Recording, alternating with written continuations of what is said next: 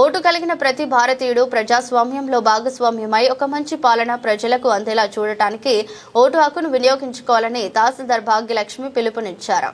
మార్కాపురం జిల్లా కొమరోలు తహసీల్దార్ కార్యాలయంలో తహసీల్దార్ దేవరశెట్టి భాగ్యలక్ష్మి ఆధ్వర్యంలో పోలింగ్ బూత్ ఆఫీసర్లతో సమావేశం జరిగింది.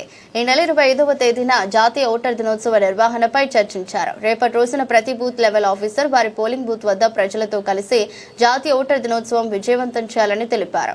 ఈ సందర్భంగా తహసీల్దార్ దేవరశెట్టి భాగ్యలక్ష్మి ఉదయం న్యూస్ తో మాట్లాడుతూ భారతదేశం లాంటి ప్రజాస్వామ్య దేశంలో ఓటు హక్కు యొక్క విలువను తెలుపుతూ ప్రతి సంవత్సరం జనవరి 25వ తేదీన జాతీయ ఓటర్ దినోత్సవం నిర్వహిస్తారని తెలిపారు.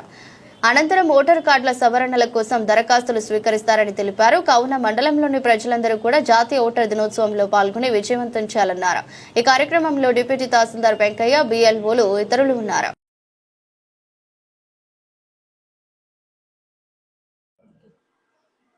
అందరికీ నమస్కారం అండి.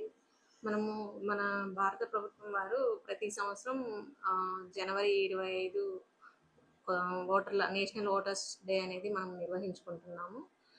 ఈ నేషనల్ ఓటర్స్ డే ముఖ్య ఉద్దేశం ఏంటంటే ప్రతి ఒక్క ఓటరు కూడా ప్రజాస్వామ్యంలో భాగస్వామ్యం కావాలనేది ముఖ్య ఉద్దేశం. ఈ సంవత్సరం మన ఓటర్స్ డే ఒక థీమ్ ఏంటంటే నా భారతదేశం నా ఓటు.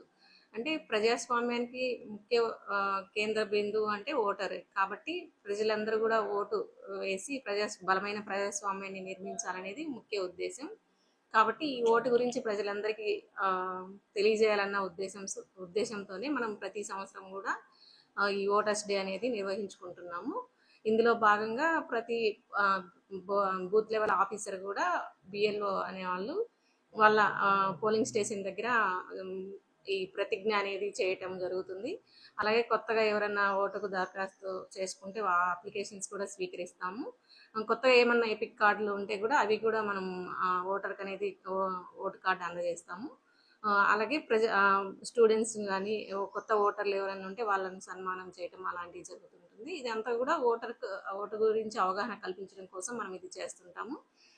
ఎవరైనా కొత్తగా దరఖాస్తు చేసుకున్న వాళ్ళు ఉంటే మన పోలింగ్ స్టేషన్ వద్ద బిఎల్ఓకి మనం అప్లికేషన్ అనేది ఇస్తే తీసుకుంటాము. కాబట్టి ఈ అవకాశాన్ని ప్రజలందరూ కూడా కొమరోలు మండలం నందు ప్రతి ఒక్క ఓటు కావాలనుకున్న పౌరులు సద్వినియోగం చేసుకోవాలని నేను కోరుకుంటున్నాను. ధన్యవాదాలు.